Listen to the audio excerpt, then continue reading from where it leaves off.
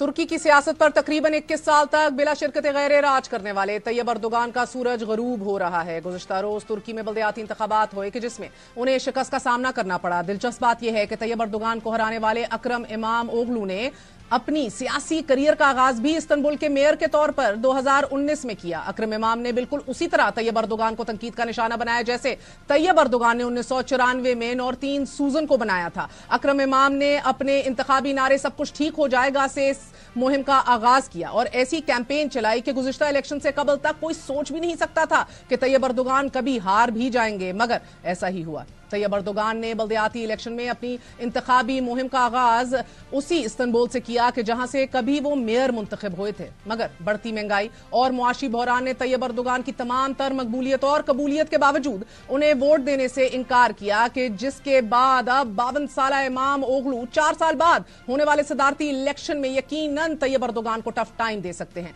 शिकस्त तस्लीम करते हुए तैयब अर्दोगान ने कहा कि हम अपना एहतसाब करेंगे, जायजा लेंगे कि हमारी जमात को शिकस्त क्यों हुई, मगर इमामओगलू की जमात के अहम तरीन रुकन मंसूर यावास अपनी तकरीर में कह रहे हैं कि जिन लोगों को नजरअंदाज किया गया उन्होंने यानी कि अवाम ने इस मुल्क पर हुक्मरानी करने वालों को वाज़ेह पैगाम दे दिया है। नाज़रीन, कुछ झलक इसकी, कुछ मुमासलत तो पाकिस्तान से भी यकीनन आपको महसूस हो रही होगी।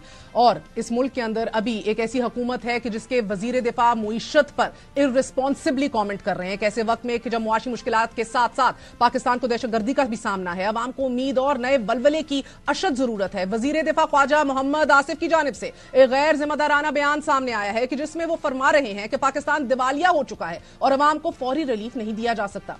वजीर दिफा की तरफ से वजीर दिफा के इस बयान, इस इर्रिस्पॉन्सिबल बयान के जो कि उनके डोमेन में आता भी नहीं है, यकीनन सबको हैरानी हुई है, क्योंकि कोई भी रेटिंग एजेंसी ऐसी नहीं कि जो पाकिस्तान के दिवालिया होने की पेशनगोई आज कर रही हो, या ऐसा भी नहीं कि IMF के साथ पाकिस्तान के मामला दुरुस्त सिमत में ना चल रहे हों। शायद अवाम को रिलीफ ना देने के बयान के पीछे कहीं 8 फरवरी के नतीजे में मिलने वाला मैंडेट और उसके बाद तश्कील दी गई हुकूमत तो नहीं, जिसे मुश्किल फैसले भी लेने हैं और अवाम को रिलीफ भी देना है।